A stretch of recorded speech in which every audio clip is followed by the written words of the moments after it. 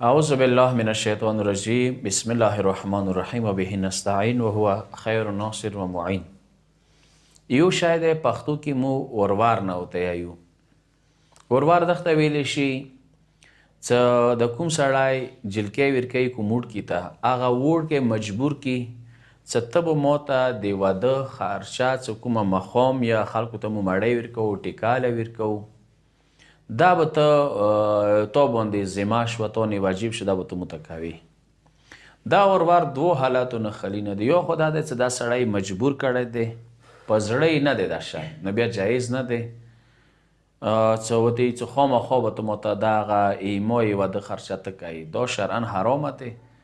چونکې ښځه ډیمانډ کوای شي چې وایي چې ماته مهر کې 2 روپۍ راکړه 1 لاک یا 2 لاک روپۍ راکړه یا ماته مهر کې سونه راکړه.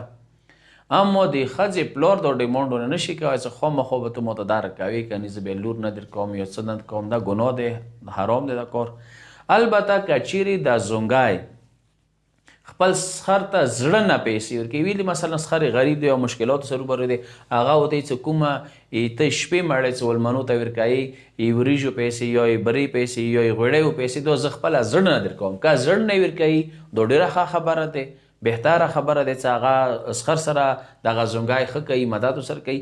اما سخر یې نشي مجبوری چې خامخا به ته ما سره وروار کې چې دی ما سره مدد کوي ما ته به پیسې راکوي ما ته به 2 لاک روپۍ راکوي خو دې نه ګناونی چې دی هغه څه مثلا بیا لور په نامې پیسې واخلي دا واقعا هغه نه ورپاسه ظلم دی. لذا وروار د حوالې سره که چیرې هغه زونګی رضي نه دی دغه هغه ته سخر ته اخیستله جایزه نه دی که هغه خپل زړه نه ورکړي هغه بیا بېله خبره دی.